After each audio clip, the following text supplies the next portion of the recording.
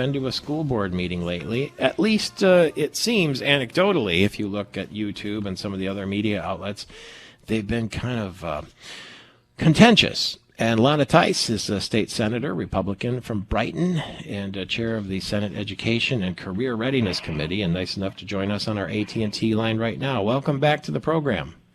Good morning. Thank you for inviting me on. I very much appreciate it. Do you think that these school board hearings and these meetings are as outrageous as it seems? And if so, why? Well, that is absolutely a fascinating question and very timely. So parents are extraordinarily passionate right now. We just spent a year and a half with parents watching their kids be forced masked, forced to go home, forced quarantine, demanding vaccines, and now they've seen actually what's going on with their curriculum, and these are their children. You would hope that they would be passionate. And so for the first time in our history, they are engaged in a way that they've never been engaged before.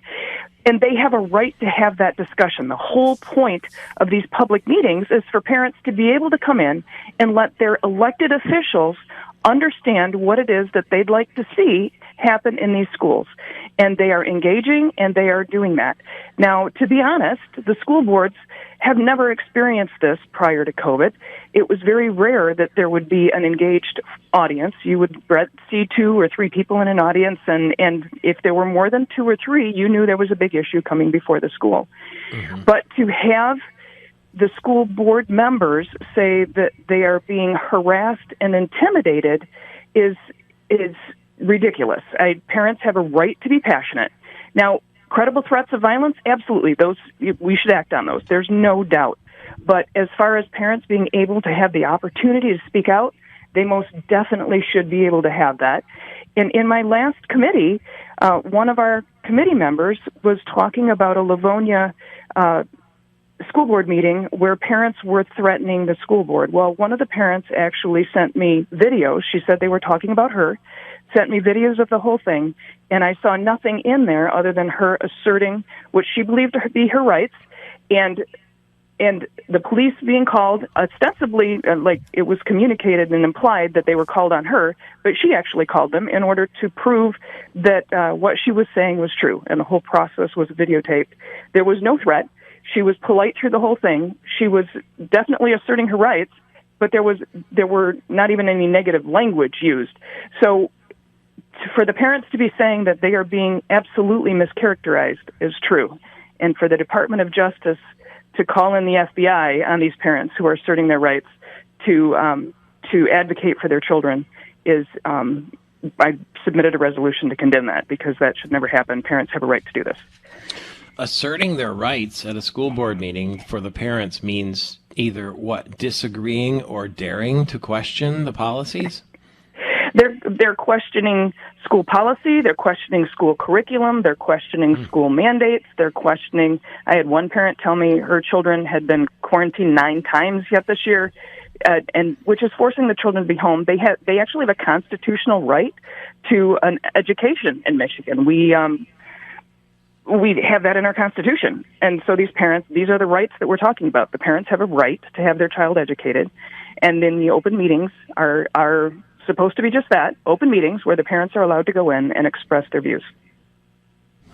So the people running those meetings are not used to being questioned, and they don't like it. They're uncomfortable with it, so they sort of throw up the penalty flag and say, hey, I don't feel safe here, which is kind of the buzzword these days, isn't it, when you're disagreeing with someone or they are, of a different mindset, that you can't just disagree. You have to be all of a sudden sworn enemies. Is that what Senate Resolution 86 does? How would you describe it? So Senate Resolution 86 condemns the Department of Justice memo calling in the FBI because the term harassment is a very vague term. What exactly does that mean? Intimidation is a very vague term. What exactly does that mean? You get to call the police when a parent firmly asserts that they want their child educated in person, firmly asserts that they don't want their child to have to be masked the whole day, and provide scientific evidence to the fact that this would be harmful to their child. That's not harassment. That's not intimidation. That's a parent voicing their rights. And you should not be able to arrest someone in the United States for speaking out. Free speech is our very First Amendment for a reason. Do you think that if somebody brings a gun into the Capitol, that's intimidation? That's a very good question. No, actually, I don't. That's different from brandishing. But Yeah. carrying, no. I have a concealed pistol license myself, and occasionally carry when I'm in the Capitol. It sort of falls under what you just talked about in terms of the vague language of intimidation, right? I mean, I guess it's hard to define. I feel intimidated. How are you going to argue with someone's perception of that? And you think it's being perhaps overused? I think we are redefining all language right now, and I find that to be terribly sad. We have hundreds of years of history on allowing free speech, and we need to maintain that if we're going to maintain a civilized society. Do you, I talk for a living, and in a sense you do too. Do you find it weird these days when you're in casual conversation or social conversation or any kind of workplace conversation too, that you almost have to tiptoe around things before you bring them up, even if it's just something in pop culture or in the news? I think that is our society today, and everybody's busy being offended by everything, and at some point, people are just going to have to draw the line. And this goes both ways, right? It's not been that long ago when the politics of the left were the ones that were saying that they wanted the ability to speak their minds, and there were people on the right suggesting that that was problematic. You're right that this transcends politics. In the United States, you have to be able to have a dialogue, or we lose our freedoms.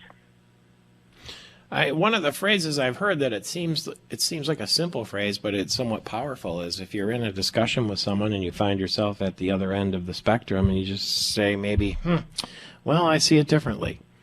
And that's it. There's nowhere to go from there, right? We look at it differently. And I think that's a very a reasonable response. We have to agree to disagree.